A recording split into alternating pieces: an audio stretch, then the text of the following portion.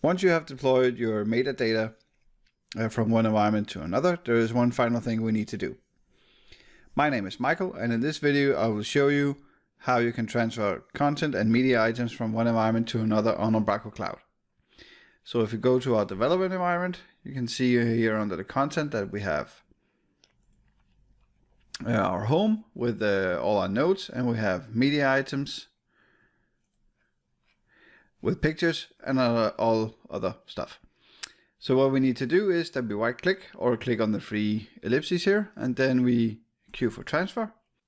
And here we select which environment we would like to transfer to. In this instance it will be live, and we press the Q and then we click OK.